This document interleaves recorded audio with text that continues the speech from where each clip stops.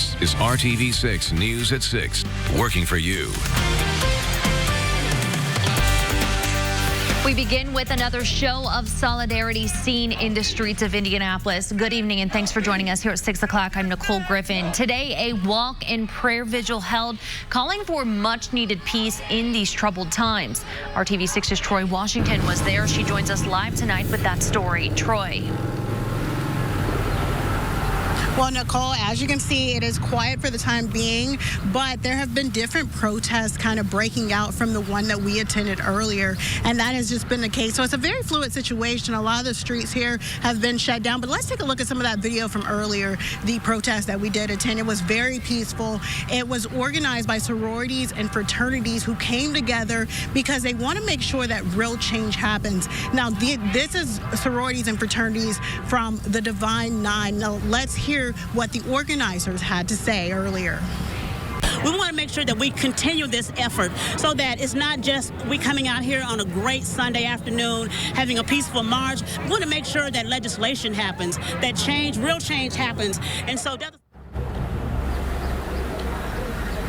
Now, as I mentioned, there was a really great crowd out here, but it's very fluid. So we got protesters coming in and going out and walking throughout downtown, and I'm sure that will continue throughout the night. But we will bring you the latest. Reporting live downtown, I'm Troy Washington, RTV6. Troy, thank you. Now to our continuing coverage of the COVID-19 pandemic and its impact on Indiana. The state health department reports 9 more deaths. 2,240 Hoosiers have now died from the coronavirus. Nearly 40,000 Hoosiers have tested positive for the virus. More than 348,000 people have been tested in Indiana, with 11.5% testing positive. Starting tomorrow, COVID-19 testing will be available to all Hoosiers, even if they're not experiencing symptoms. The state of Indiana announced this big change to its COVID-19 testing policy on Friday. Over the last few months, the state has slowly relaxed the rules on who can be tested. Now, as long as you live or work in Indiana, you can get tested at one of the hundreds of sites across the state. We recognize that this is a significant change from our focus on high-risk individuals and those who are symptomatic. But our testing capacity has improved significantly since the start of this pandemic, and we want Hoosiers to take advantage of that. You can call 888-634-1116 or visit the Indiana State Department of Health's website to make an appointment at one of the Optum Serve sites. You will not be charged for testing, but if you have insurance, you should bring that information with you. The city-county building will partially reopen Monday for criminal court appearances and police services. All other city and county agencies will reopen June 22nd. Juvenile courts will reopen July 6th, while traffic court will continue to operate remotely for the foreseeable future. Entrances on Market, Delaware, and Washington streets will be open with security checkpoints at each. The city will require face coverings for everyone entering the city-county building. Reusable face coverings will be available for people who do not have one. The city-county building is included in Stage 4 of Marion County's reopening plan announced last week by Mayor Hogstedt. Other elements of Stage 4 will go into effect on Friday. Casinos are back in business starting tomorrow as part of Phase 4 of the statewide reopening plan. Hoosier Park Racing and Casino in Anderson and Indiana Grand Racing and Casino in Shelbyville will officially resume gaming at 6 a.m. Monday. Both will operate at reduced capacity with slot machines arranged for social distancing. Table games will be non-smoking with limited seating, and you will be required to wear a mask. Live horse racing will begin on Monday at Indiana Grand and Hoosier Park on Tuesday. Both racing programs will be held without spectators until further notice. A local school district is ready to rebound from the pandemic. Brownsburg school superintendent says Hendricks County health officials approved the town's plan to reopen schools, and students will begin the school year on time in late July with an online option available. The plan will allow all schools to open July 30th with in-person classes in session 5 days a week. An online option for kindergarten through 8th grade will be available for students with medical conditions that prohibit them from returning to school. Tonight, the American Red Cross has an urgent need for blood donations, and today, Hoosiers stepped up to help during the pandemic. The Indiana State Fairgrounds hosted the Red Cross's blood drive today on World Blood Donor Day. Anheuser-Busch was also a part of today's event. The goal was to collect 75 blood donations. Every year on June 14th, countries around the world celebrate World Blood Donor Day to raise awareness of the need for safe blood. Right now, the urgent need comes as hospitals continue surgical procedures and patient treatments that were paused for weeks during the pandemic. We talked to one donor who has donated blood several times over the last few months. A lot of craziness going on. It's nice to do something good and useful and help other people. And there are no children here, so I'm out of the house in peace and quiet. If I needed blood, I would want there to be a supply. We've got some real instability in our calendar because people are trying to figure out how to partner with us while maintaining social distancing and opening their business. So we're facing some challenges right now, but we're able to overcome it by having partnerships with people like the Indiana State Fairgrounds.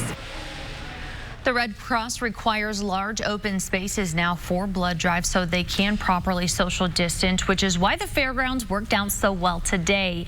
They want to remind people giving blood is crucial because a whole blood donation can save up to 3 lives. WRTV is teaming up with Kroger and Second Helpings beginning Monday to raise money and feed Indiana families. COVID-19 and recent events the past few weeks have created unprecedented challenges for many communities.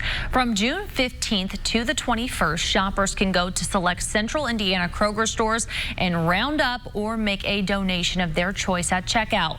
The money will go directly to Second Helpings and getting meals in the hands of those struggling to put food on the table. Demand for food assistance is nearly double what it was before the pandemic, often from people who never imagined they would need it.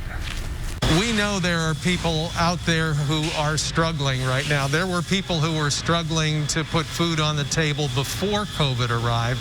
Now, with the magnification of the challenge and knowing there are people who are going to be hungry, facing the struggle to put food on the table for months, maybe years to come, anything we can do to put food on the table and help the work of Second Helpings makes us proud of our work through Zero Hunger, Zero Waste and working with WRTV. Working together, WRTV and the Scripps Howard Foundation will match up to $12,000 of donations made. Every day, WRTV works to shine a light on urgent needs created by the pandemic and is committed to helping those struggling to make ends meet. We encourage you to shop at participating Central Indiana Kroger stores and make a donation or donate online at secondhelpings.org. For more ways to help your community, visit theindychannel.com/rebound. Now to your Storm Team 6 forecast. Meteorologist Kyle Mounds standing by. Kyle, a nice shot there behind you. Yeah, Nicole, you know, this weekend, that kind of weather you just like to bottle up and save for the summer ahead. It has been beautiful. We've got wall-to-wall sunshine out there and very comfortable temperatures. Our number in the middle 70s right now. The other side of that comfort story, the humidity just 32%. Almost unheard of here in the middle of June, and it's courtesy of that east-northeast breeze that's been around 10 miles per hour. Pretty much everywhere you look in central Indiana, we do have temperatures in the 70s this evening, and we've got an area of low pressure sitting off to our southeast. That will continue to keep the rain away from us, but as it kind of meanders, it may bring in a few more clouds tomorrow. That's really about the only change in our forecast. So a nice night to break out the grill here. We've got temperatures that are going to be in the 70s with sunshine. You could even grill at 9 o'clock tonight if you wanted to, because that sun doesn't set until 9:15 tonight. Coming up, we've got a nice start to the week. We're going to talk about the heat, though. It will make a quick return, and summer officially arrives next weekend. Nicole, it looks like it could come with a few storms. We'll detail that as well. All right, Kyle, thank you. Protests in politics. Some people say the shooting of a black man Friday night in Atlanta is just another example of racial inequality and police brutality. Coming up, the debate over how to move forward. And we have a consumer alert. Ground beef that might be in your freezer should be thrown out right away. We'll have the details straight ahead. Dealer. This is RTV6 News at 6, working for you. Across the country, calls for police reform are growing. That includes limiting qualified immunity for police officers, which protects them from being held personally liable for actions performed in their official capacity. Here's ABC's Andrew Dimber with the details. Friday night's shooting death of Rayshard Brooks at the hands of Atlanta police has fueled outrage over what some see as another example of racial inequality and police brutality. Protesters have been taking to the streets since the death of George Floyd on May 25th. We're all together and fighting for the same thing, the eradication of racism in the United States. Across the country, there are growing calls for the removal of Confederate monuments and the stripping of Confederate names from schools and military bases. Something HUD Secretary Ben Carson, the only African American in the president's cabinet, called ridiculous. We really need to move away from that. We need to move away from being offended by everything, of going through history and looking at everything, of renaming everything. We're going to have to grow up as a society. Former Georgia House Minority Leader Stacey Abrams disagrees. This isn't about growing up. It's about taking responsibility and having accountability for the actions that have been taken by this country and by people acting on behalf of this country. There are also growing calls for police reform. Congressional Democrats proposing broad legislation last week, urging Republicans to embrace measures aimed at boosting law enforcement accountability, changing police practices, and curbing racial profiling. Senators Tim Scott and Cory Booker debating the issue of limiting qualified immunity for police on CBS's Face the Nation. We have to ask ourselves as a society, do we want to have a nation where police officers who do really awful things cannot be held accountable to civil rights charges? From the Republican perspective, and the president has sent the signal that qualified immunity is off the table. They see that as a poison pill on our side. Senate Republicans are set to introduce their police reform bill this week. Andrew Dimber, ABC News, Washington, D.C. Andrew, thank you. This recall alert for you. A New Jersey meat processing company is recalling nearly 43,000 pounds of ground beef sold at Walmart stores around the country. There's concern about possible E. coli contamination. The affected products were produced on June 1st and sold under the Thomas Foods International and Market Side Butcher labels.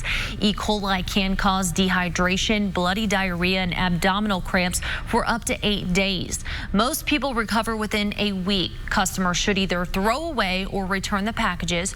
For more information, call the Lakeside Processing Call Center at 856-832-3881. Kyle. Yeah, Nicole, we have been soaking up the sunshine all day long here. Still have a lot of that to go around this evening with those temperatures. Very comfortable in the 70s. We're still sitting at 75 degrees in Indianapolis, 72 for you in Kokomo, and 76 in Bloomington with some sunshine and an east to northeast breeze around 5 to 15 miles per hour. With the clear skies, those low humidity levels, temperatures, they will take a little bit of a tumble tonight, actually into the lower 50s. And as you head out the door on Monday morning, some spots could actually dip into the upper 40s. So the AC is certainly not going to have to work very hard tonight. Probably not going to need to flip the heat on, though, just may need that jacket first thing in the morning. We start off our Monday with sunshine. We'll build in a few of those clouds as we go into the afternoon as temperatures climb into the lower 70s at noon and to around 80 degrees as we head into the afternoon hours. TrueCast shows the bulk of the cloud cover really going to be over the eastern half of the state. Again, it's associated with that area of low pressure setting off to our southeast. But even though we see a little bit of light green there as we go into the evening hours, I think our air is so dry we are not going to have to worry about any showers moving through, and really that's going to be the trend the next several days. If you haven't been watering the lawn, it's probably already dry, and you might need to think about getting the sprinklers out here, as we're not really looking at rain chances probably until we get into next weekend.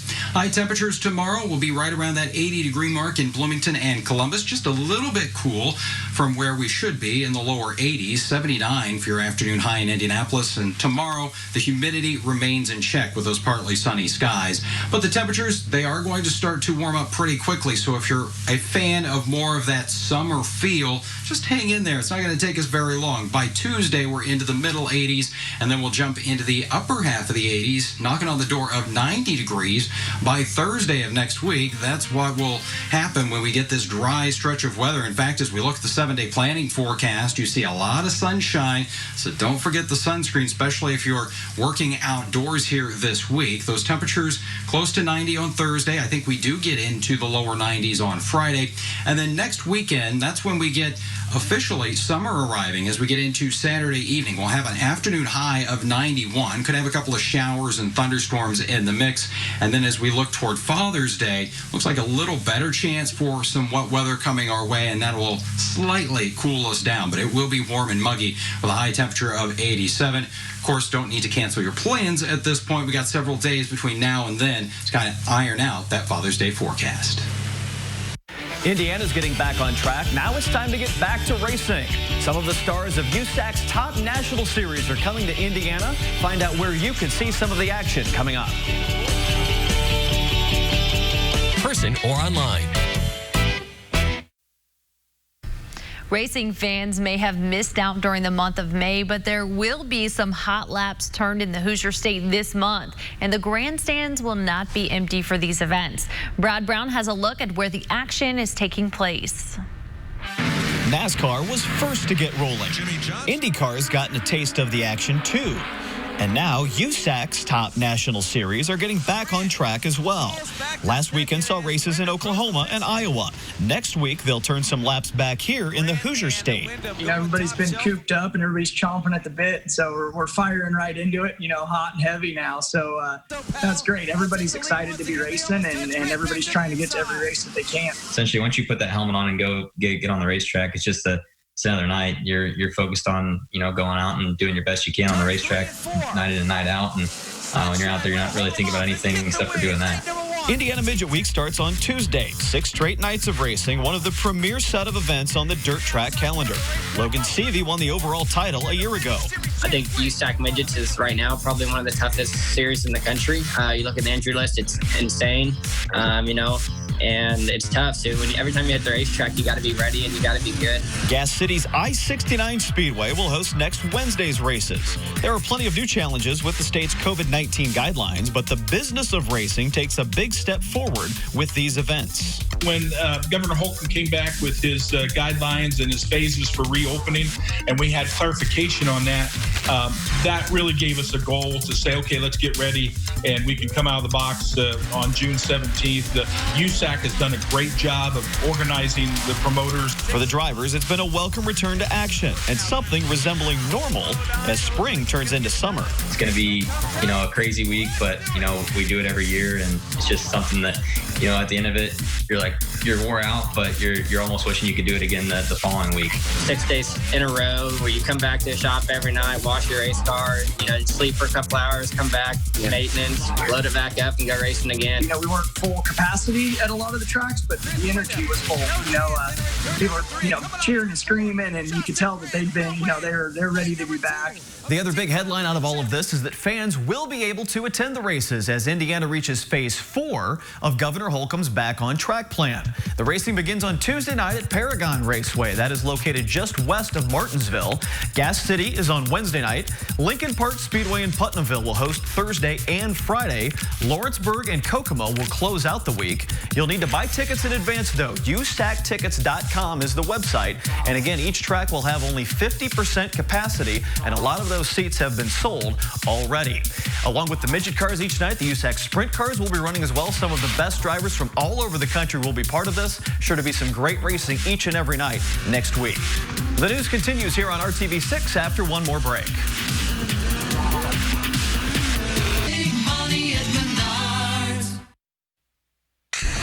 The water park in Carmel is now back open with safety precautions in place, including limiting the amount of people allowed inside. Some features are still closed as the COVID-19 pandemic continues, but today the water park opened for the 2020 season.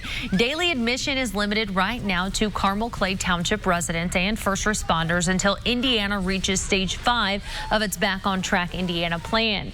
Groups larger than 6 are not allowed, and this season lawn chairs are not available, but guests can bring their their own chairs from home. We talked to a family who came out to enjoy the nice weather today about their favorite part of visiting the water park. Cannonballs and dives. Snow cones. It's first day open. It's nice and sunny. A little chilly when you get out of the water, but it's wonderful. It's a break for all of us. We did a little swimming, but not in the public form. So it's definitely refreshing.